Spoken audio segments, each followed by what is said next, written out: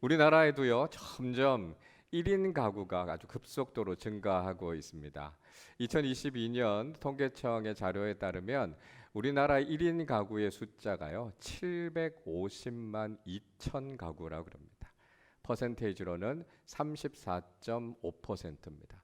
그 전체 가구의 3분의 1 이상이 이미 1인 가구다라고 하는 걸 보여주고 있는 거죠.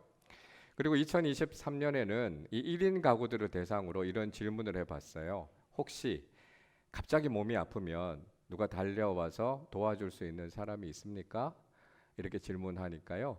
67.8%가 예, 그런 사람이 있습니다. 그렇게 대답했다는 거예요. 수치만 보면 굉장히 높은 수치인 것 같지만 사실 거꾸로 뒤집어서 보면요. 아직도 3분의 1 정도의 분들은요. 갑자기 삶에서 어떤 위기가 다가와도 주변에 아무도 도와줄 수 있는 사람들이 없다라고 하는 거죠. 그러다 보니까 우리가 간혹 고독사 이런 이야기들 듣게 되고요. 외로움에 젖어 있는 우리 이웃들이 참 많이 있는 걸 보게 됩니다. 특별히 가정의 달이라고 하는 5월을 보내고 있는데 이 기간 동안에 외로움에 젖어서 살아가고 있는 우리 이웃들이 여전히 많이 있다라고 하는 것, 그리고 삶의 마지막 순간에서도 가족들의 돌봄을 받지 못하는 우리 이웃들이 있다라고 하는 것은요, 우리가 그리스도인으로서 다시 한번 좀 깊이 생각해 봐야 될 부분이 아닌가 하는 생각이 듭니다. 간혹 사람들은 그런 생각하는 것 같아요. 다른 사람들과 관계를 맺고 살아가면 골치 아픈 일이 많다, 이런 생각을 하는 것 같아요. 그러니까 다른 사람들의 눈치를 봐야 되니까요, 내가 하고 싶은 걸 하지 못하고 다른 사람들이 원하는 것, 또 그렇게 하다 보면 자꾸 이렇게 끌려가는 삶을 살게 된다는 것이죠. 그러니까 우리가 괜히 다른 사람들과의 관계 속에서 스트레스를 받는 것보다 혼자 지내는 게 더 편하다, 이렇게 생각하는 사람들이 있는 것 같습니다. 뭐 당장은 그럴 수 있죠. 그러나 계속해서 이렇게 살아가다 보면 지금 우리가 경험하고 있는 이 외로움의 문제들, 이런 것들이 점점 더 커져가게 된다는 것이죠. 과거에는요, 어려움에 처한 사람들이 있으면 모르는 사람이라도 가서 도와주는 게 당연했고요. 그걸 다 미덕으로 여겼습니다. 근데 요즘 시대에는요, 괜히 오지랖이 넓게 나하고 아무 상관없는 사람인데 가서 도와주다 보면 오해를 살 수도 있고 낭패를 경험하게 될 수도 있다. 그런 생각들이 점점 많아지는 것 같아요. 그러니까 나랑 직접 관계된 일이 아니면 관여하지 않는 것이 더 지혜로운 것이다, 이렇게 이야기하는 사람들이 점점 늘어가는 것 같습니다. 그러니까 문제는 뭡니까? 이 외로움의 문제라고 하는 게 점점 심각해지죠. 오늘날 대부분의 현대인들이 느끼고 있는 감정이 바로 이 외로움이라고 하는 감정입니다. 미국의 사회학자인 데이비드 리스먼이라고 하는 사람이요, 1950년에 자신의 책에서 고독한 군중이라고 하는 용어를 썼습니다. 그러니까 이렇게 많은 사람들이 같이 모여서 살아가는데 사람들은 혼자라는 외로움을 느낀다는 거예요. 자꾸 내면적인 이 고립감 속에 빠지게 되고요. 같이 하고 있는 사람들, 우리 주변의 상황들과 의미 있는 관계들을 맺지 못해서 점점 소외되어져 가고 있는 이런 사회적인 현상과 문제들이 있다라고 하는 거죠. 그러다 보니까 관계는 자꾸 깨져가고요. 우리가 살아가는 사회는 점점 냉정해지고 차가워지는 그런 세상을 지금 우리가 살아가게 된다는 것입니다. 자, 우리가 이런 시대 속을 살아가면서 우리가 그리스도인으로서 어떤 마음을 가져야 될까요? 어떤 태도를 가지고 우리가 삶을 살아야 되겠습니까? 오늘 우리가 읽은 이 시편 133편은 다윗이 지은 시편입니다. 굉장히 짧은 시편이지만 이 시편은요, 다윗 개인의 인생에 있어서도 또 오늘을 살아가고 있는 우리에게 있어서도 굉장히 중요한 의미가 있는 시편이라고 할 수 있습니다. 자, 오늘 1절 말씀을요, 우리 함께 읽어보도록 하겠습니다. 보라, 형제가 연합하여 동거함이 어찌 그리 선하고 아름다운고. 자, 보라라고 하는 말로 시작하고 있습니다. 히브리어로 힌네라고 하는 말인데요, 이건 감탄사입니다. 그러니까 굉장히 놀랄 만한 일이다, 감탄할 만한 일이다 라고 이야기하고 있는 거죠. 다윗이 지금 뭘 보고 이렇게 감탄하고 있을까요? 내용은 이겁니다. 형제가요 연합해서 하나 되고 같이 살아가는 모습을 보니까 그 얼마나 선하고 아름다운 모습인가 다윗이 지금 감탄하고 있는 거예요. 여러분, 그런데 이 일이 이렇게 감탄할 만한 일입니까? 형제와 자매가 하나 돼서 같이 사는 거, 그거 당연한 거 아닙니까? 다윗은요, 왜 이런 모습을 보면서 이토록 감탄하고 있을까요? 사실은요, 사람들이 같이 지낸다라고 하는 것이 그렇게 쉽지가 않습니다.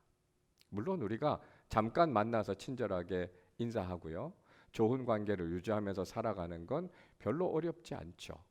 그런데 꽤 긴 시간 동안 같은 공간 안에서 같이 산다라고 하는 것은 생각보다 굉장히 불편하고 어려울 수 있습니다. 여러분, 혹시 여행하시면서 낯선 분들하고 방을 같이 써본 경험이 있으십니까? 뭐 어쩔 수 없이 가족들이나 일행들하고 좀 떨어져서 낯선 분들하고 방을 쓰게 되는 경우들이 있죠. 뭐 한 며칠씩, 뭐 일주일씩, 2주일씩 그렇게 쓰게 됩니다.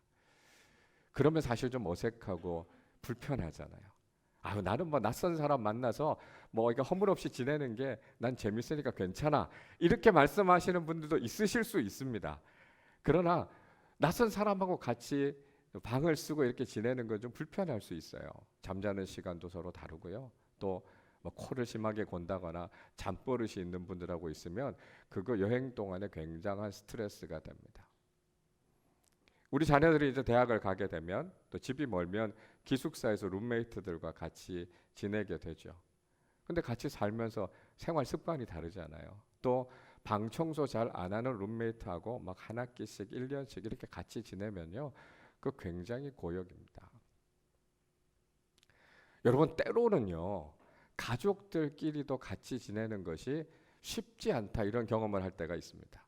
물론 가족들이 같이 지내지 못해서 외로움을 겪는 경우들이 훨씬 많죠. 그런데 때로는 가족들이라도요, 너무 좁은 공간에 같이 오랫동안 지내다 보면 불편함이 있을 수 있어요. 명절 같을 때 생각해 보세요. 곳곳에 헤어져 있던 가족들이 같이 오면 가족들이 같이 있다는 것 너무 좋은 일이지만 잠은 어디서 자야 되지? 화장실 쓰는 것도 불편하고 불편할 수 있어요. 우리 부모님들 같은 경우는요, 보니까 결혼한 자녀들하고 한 집에서 사는 거, 그건 좀 피하는 게 좋겠다, 그런 말씀 많이 하세요. 그냥 가까이 살면서 종종 만나서 같이 식사하고 뭐 이렇게 지내는 건 좋은 거지만 한 집 안에서 같이 살아야 된다, 이건 좀 꺼리는 게 좋겠다, 좀 벗어나는 게 좋겠다, 이렇게 이야기하시는 분들이 있어요. 심지어는요, 형제 자매들 안에서도 관계가 깨져서 서로 갈등이 일어나고 미워하게 되는 경우들도 있습니다. 다윗의 가정이 그랬어요. 다윗은 이새의 막내 아들이었습니다. 7명의 형제들이 있었어요. 근데 형제들이라고 하면 서로 돌봐주고 친밀하게 지내야 되는 게 당연한데요, 다윗의 형들은 그렇지 않았다는 거예요. 다윗을 향해서 막 가시돋친 말을 쏟아내고요, 서로 형제들 간의 관계가 좋지 않았습니다. 이스라엘이 블레셋과 전쟁을 하고 있을 때였어요. 그때 다윗의 형들은 그 전쟁에 차출돼서 나갔습니다.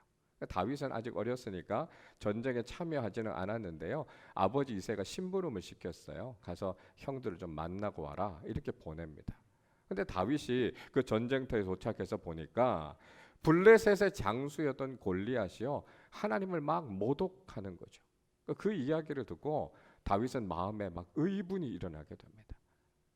아니, 어떻게 저 이방인 장수가 저렇게 여호와 하나님을 모욕하는데 누구 하나 나가서 저 장수를 쳐 죽이는 사람이 왜 없습니까? 다윗이 막 흥분하는 거예요.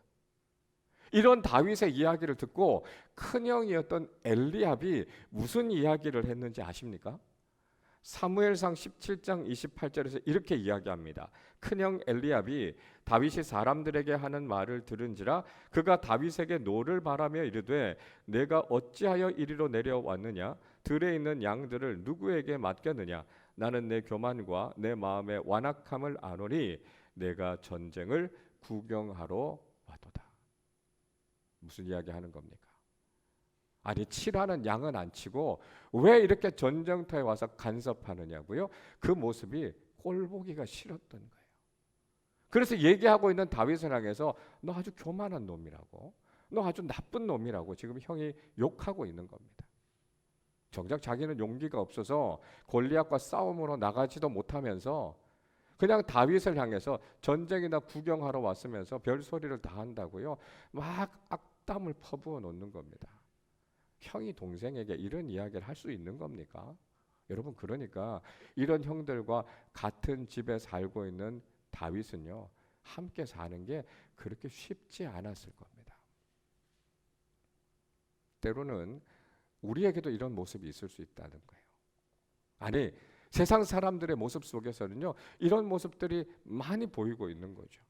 당연히 사랑해야 될 사람들, 당연히 함께 살아가면서 화목하게 지내야 할 사람들의 관계들이 깨지는 경우도 우리는 종종 보게 되지 않습니까? 왜 이런 문제들이 일어납니까?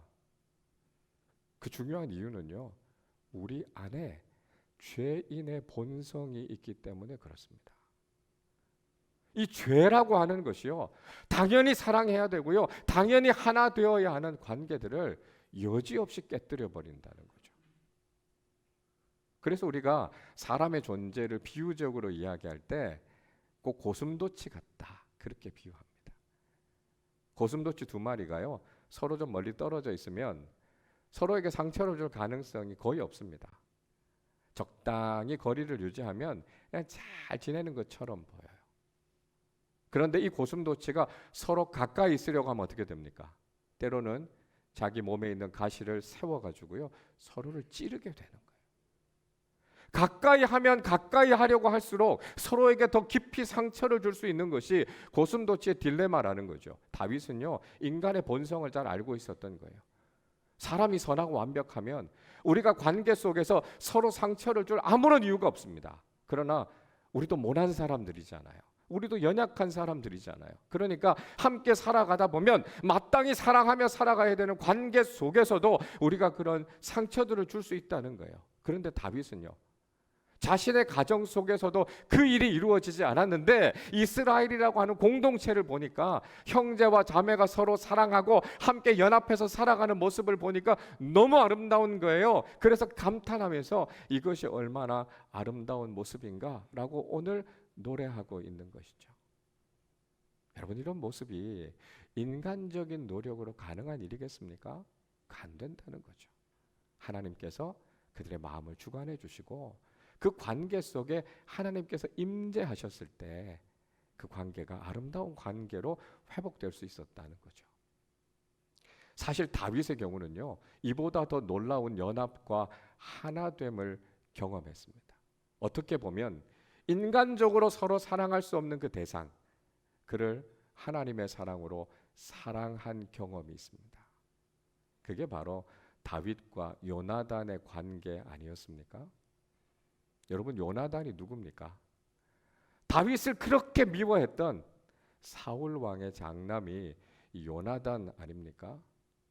아버지하고의 원수라면요, 나하고도 관계가 좋을 수 없는 거죠. 더구나 다윗이 이스라엘의 다음 왕으로 지명이 됐을 때 누구보다도 심기가 불편했을 사람은 요나단이었을 겁니다. 왜 그렇습니까? 가만히 있으면 자기가 이스라엘의 왕이 됐을 텐데 다윗이 자기 자리를 빼앗은 거 아닙니까? 그러니까 다윗과 요나단의 관계는 경쟁자 관계고요, 절대로 가까워질 수 없는 적의 관계라는 거죠. 그런데 성경에서는요, 다윗과 요나단 두 사람의 관계에 대해서 사무엘상 18장 1절에서 이렇게 말씀하고 있습니다. 다윗이 사울에게 말하기를 마침에 요나단의 마음이 다윗의 마음과 하나가 되어 요나단이 그를 자기 생명같이 사랑하니라. 요나단의 마음이요, 다윗의 마음과 하나가 됐다는 거예요. 연합하게 됐다는 거예요. 서로를 사랑하는데요, 자기 생명같이 사랑하게 됐다는 거죠. 여러분, 이게 인간적으로 결심한다고 되는 일입니까? 하나님께서 서로를 바라보면서 그 모든 인간적인 약점과 문제를 뛰어넘을 수 있는 마음을 주셨기 때문에 이들이 서로 사랑할 수 있었고요, 연합할 수 있었다는 것을 우리에게 보여주고 있습니다. 여러분, 우리 인간적인 노력으로는요, 정말 우리가 연합하고 하나 되는 거 어렵습니다. 우리 사회가 자꾸 관계가 깨져가고 갈등이 심해져 가니까 우리가 하나 돼야 된다라고 하는 이야기들을 누구나 다 하고 있지 않습니까? 그러나 현실은 어떻습니까? 작은 이익 때문에요. 서로 싸우고 다투고 관계를 깨뜨려 버리는 것이 우리 모습 아닙니까? 가정이 위기에 처해 있고요. 세상이 점점 더 차가워져 가는 이 심각한 위기를 우리는 경험하고 있는 거죠. 이 세상 속에 하나님께서 우리에게 주신 대안적인 공동체가 바로 교회라는 공동체입니다. 지금의 이 시대를 치유하고 새롭게 할 수 있는 그 대안이 될 수 있는 게 바로 교회라는 거죠. 교회는 참 신기하죠. 왜냐하면 이렇게 다른 사람들이 같이 모여서 서로 하나가 될 수 있다라고 하는 건 참 놀라운 겁니다. 연령도 다르지요. 출신 지역도 다르지요. 학력도 다르지요. 사회적인 지위, 성향 모든 것이 다 다른 사람들이 모여 있습니다. 우리가 모이는 모임 중에 비슷한 성향을 가지고 모이는 경우들이 있죠. 뭐 예를 들면 같은 정당 모임이라든가 동호회, 향후회, 동창회 이런 공통 분모가 많은 모임들이 있습니다. 우리 서로 비슷한 사람들끼리 모였다라고 생각하는데요. 정작 그렇게 모여서도 서로 미워하거나 다투는 경우들이 얼마나 많습니까? 근데 교회는요. 아니 공통점을 찾기가 어려워요.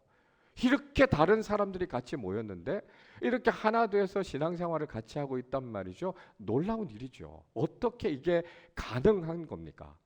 에베소서 4장 3절 4절에서는 이렇게 이야기하죠. 평안에 매는 줄로 성령이 하나 되게 하시는 것을 힘써 지키라. 몸이 하나요 성령도 한 분이시니 이와 같이 너희가 부르심의 한 소망 안에서 부르심을 받았느니라 말씀하고 있습니다. 어떻게 하나 될 수 있다고요? 성령께서 하나 되게 하시니까 가능하다고요. 성령께서 하나 되게 하셨으니까요. 공동체를 이룬 우리도요. 하나됨을 지키기 위해서 힘써야 된다. 그렇게 이야기하고 있습니다. 무엇보다도 우리가 하나 될 수 있는 아주 강력한 이유가 있어요. 그게 뭐냐 하면 우린 목표가 같아요. 목적지가 같다는 거예요. 그걸 가리켜서 부르심의 한 소망 그렇게 이야기하고 있습니다. 우리는요. 하나님 나라에 대한 소망을 가지고 있잖아요. 영생에 대한 갈망을 가지고 있는 거 아닙니까? 그러니까 세상적으로 좀 차이가 있을 수 있고 다를 수 있어요. 그러나 그 모든 것들 다 내려놓고 우리는 하나님 나라에서 영원히 살 그 소망을 생각하니까요. 우리는 서로 다르지만 하나 될 수 있다는 거예요. 이것이 바로 교회에 주신 축복이다라고 하는 것이죠. 여러분 오늘날 세상은 점점 병들어가고 차가워져 가고 있을 때 이 세상의 진정한 해결책이 될 수 있는 것, 대안이 될 수 있는 것은 바로 교회 공동체다라고 하는 것이죠. 관계가 깨어지고 갈등 속에 있는 이 세상 속에서 교회가 하나된 모습을 가지고 서로 사랑하고요. 교회를 통해서 세상을 따뜻하게 만들어 간다면 지금 우리 시대가 경험하고 있는 이 문제와 이 아픔을 해결할 수 있는 해결책이 될 수 있지 않겠습니까? 여러분 우리는 교회라는 공동체를 통해서 세상이 하지 못하는 일들, 심지어는요 가족들조차 잘 하지 못하는 일들을 하고 있어요. 가족들에게 외면당하고 있는 사람들, 우리 이웃들을 교회가요 사랑으로 돌보는 일들을 하고 있습니다. 작은 교회라고 하는 이름으로 우리가 같이 모여서 서로 안부를 묻고요. 서로의 기도 제목들을 나누면서 살아가고 있습니다. 그래서 깨어져 있는 관계들 속에서 우리가 함께 그 관계를 세워나가고 공동체의 축복을 경험하고 있는 거죠. 이런 교회의 모습을 바라본다면 하나님께서 얼마나 기뻐하시겠어요? 그리고 위기 가운데 있는 이 세상 속을 살아가는 많은 사람들이 교회의 모습을 보면서 칭찬하지 않겠어요? 감탄하지 않겠습니까? 그리고 세상이 변화되고 새로워지지 않겠습니까? 우리 교회가 그 사명을 잘 감당해내는 신앙 공동체가 되실 수 있기를 바랍니다. 여러분 우리가 이렇게 아름다운 신앙 공동체를 이루면서 살아가면 하나님께서 우리에게 어떤 복을 주실까요? 오늘 본문 2절 말씀인데요. 우리 2절을 같이 읽어보겠습니다. 머리에 있는 보배로운 기름이 수염 곧 아론의 수염에 흘러서 그의 옷깃까지 내림 같고. 자, 이 장면은 좀 생소한 장면이에요. 이건 당시에 대제사장의 위임식 장면을 우리에게 이야기해주고 있습니다. 아론이라고 하는 사람, 모세 당시의 대제사장이지 않습니까? 그가 대제사장으로 임명이 됐고요. 위임식을 할 때 아론의 머리에요, 거룩한 기름, 관유를 부었어요. 그래서 그를 대제사장으로 세웁니다. 자, 대제사장의 머리에 기름을 부으면 어떻게 되겠습니까? 그 기름이 머리에서부터 얼굴을 타고 이렇게 흘러내려와서 수염까지 내려오겠죠. 그리고 그 기름이 뚝뚝 떨어지면서 옷깃에 그 기름들이 다 있게 될 겁니다. 여러분, 그 기름은요, 하나님의 축복을 상징해요. 인간적인 그 무엇이 아니에요. 하나님께서 우리에게 내려주시는 은혜를 이야기합니다. 우리가 이런 대안적인 신앙 공동체를 세워가게 될 때 하나님께서 복을 주셔서 그 지도자를 통해서 공동체에 있는 모든 사람들이 하나님의 복을 경험하게 된다라고 하는 것을 이야기하고 있는 것이죠. 자, 또 한 가지 더 비유를 들려주고 있습니다. 3절도 같이 읽겠습니다. 헐몬의 이슬이 시온의 산들에 내림가도다. 거기서 여호와께서 복을 명령하셨나니 곧 영생이로다. 자, 이번에는요, 헬몬산이라고 하는 산을 예로 들어서 설명하고 있습니다. 이스라엘 북쪽에요, 2815m짜리 굉장히 높은 헬몬산이 있습니다.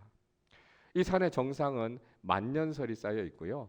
이 눈이 녹은 물이 계곡을 타고 내려와서 요단강으로 갈리 호수를 또 이루게 됩니다.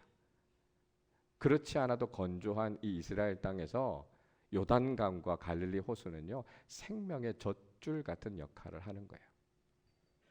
또 헬몬산이 높기 때문에 그 이스라엘 전체 지역의 기후적인 특징이 있는데요. 그게 뭐냐면 새벽이 되면 이슬이 그렇게 많이 내린다는 겁니다. 그 건조한 땅에서 농사가 가능한 이유는요, 이슬 때문인 거예요. 그렇게 이슬이 내려서 인간의 갈증을 해결해 주고요, 땅을 촉촉하게 만들어줘서 농사가 가능하게 하는 거죠. 여러분, 헐몬의 이슬은 사람의 노력을 이야기하는 게 아닙니다. 하나님께서 주시는 은혜를 이야기해요. 여러분, 우리 인생 살아가면서 고백하지 않습니까? 하나님 은혜 없이는요, 살아갈 수 없다는 거예요. 그런데 그 은혜가 어떻게 임하게 됩니까? 하나님께서 원하시고 기뻐하시는 아름다운 신앙 공동체를 이루게 될 때 하나님께서 그 은혜를 마음껏 부어주신다는 거예요. 그래서 하나님께서 주시는 생명을 경험하게 되는 것이고요, 하나님께서 주시는 기쁨과 평안을 누리면서 이 세상을 살아가게 된다라고 하는 것을 우리에게 말씀하고 있습니다.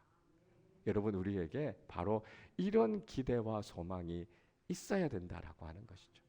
우린 서로 다르지만 그 다름을 극복하면서 성령 안에서 하나 된 공동체를 이루게 될 때 우리는 세상 그 어디서도 경험할 수 없는 복을 경험하게 된다는 것이죠.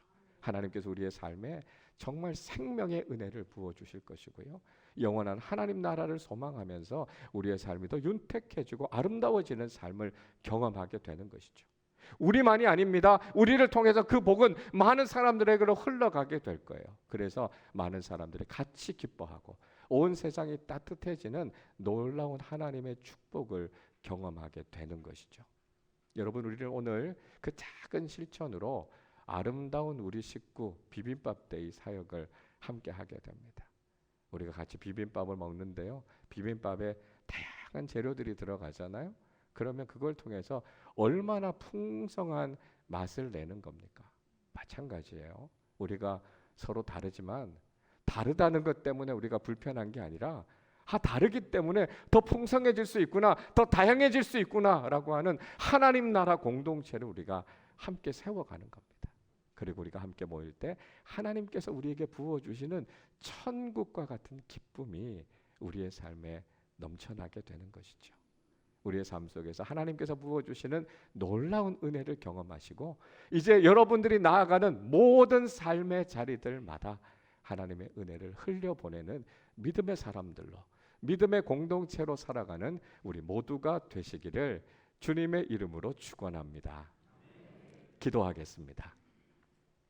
우리 말씀을 생각하면서 같이 기도하죠. 여러분, 우리가 살아가는 이 시대 너무 문제가 많고요, 너무 차가운 시대를 살아가고 있습니다. 우리가 해야 될 일은요, 형제가 사랑하며 하나 되는 귀한 신앙의 공동체를 이루고 건강한 교회를 세워가서 우리가 먼저 하나님의 은혜를 경험하게 되고 이제 그 은혜를 흘려보내서 세상을 살리고 치유하는 믿음의 공동체로, 믿음의 사람들로 살게 하여 주시옵소서. 우리 말씀 생각하며 함께 합심으로 기도하겠습니다. 하나님 아버지 감사합니다. 우리를 구원하여 주시고 이 아름다운 신앙의 공동체인 교회를 통해서 예수를 믿고 신앙생활할 수 있게 해주셔서 감사드립니다. 하나님, 우리 서로가 다르지만 성령 안에서 하나 되게 하여 주셔서 하나된 축복을 누리며 하나된 놀라운 은혜를 누리며 살아가게 하심을 감사합니다. 세상은 점점 차가워져 갑니다.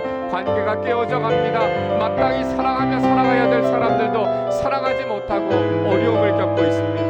하나님 아버지, 교회가 먼저 건강하고 대안적인 신앙 공동체로 서게 하여 주셔서 우리 안에서 서로를 사랑하는 아름다운 관계들을 세워가게 하여 주옵소서. 하나님, 우리가 삶의 자리로 나아가서 우리가 살아가는 삶의 자리들과 세상을 천국 같은 기쁨으로 만들어 나가고 세상을 더 따뜻하게 만들어 나가고 변화시키고 치유하는 귀한 사명을 잘 감당하는 공동체가 되게 하여 주시옵소서. 오늘 우리가 함께 아름다운 우리 식구를 통해 천국의 기쁨을 나누며 하나님의 풍성한 은혜를 나누는 복된 시간이 되게 하여 주시고 우리가 나아가는 곳들마다 하나님의 사랑과 은혜가 흘러가는 축복의 통로로 쓰임받게 하여 주옵소서. 하나님 아버지 감사합니다. 우리를 구원하셔서 하나님의 자녀로 삼아주시고 이 아름다운 공동체인 교회를 통해서 함께 신앙생활할 수 있도록 은혜를 베풀어 주심을 감사합니다. 하나님, 우리가 서로 다 다르지만 성령 안에서 하나 되게 하신 것을 힘써 지키며 살아가게 하여 주시고 신앙 공동체 위에 부어주시는 하나님의 풍성한 은혜를 날마다 경험하게 하여 주옵소서. 우리가 살아가는 이 세상은 관계가 깨어지고 갈등이 점점 심해져 가고 있고 점점 더 차가워져 가고 있습니다. 우리가 교회 안에서 먼저 주님의 사랑을 함께 나누게 하여 주시고 이제 우리가 삶의 자리로 나아갔을 때 우리를 통해서 온 세상이 치유되고 변화되고 더욱 따뜻해지는 귀한 사명을 잘 감당하는 믿음의 사람들, 믿음의 공동체 되게 하여 주옵소서. 감사드리며 우리 주님 예수 그리스도의 이름으로 기도하옵나이다. 아멘.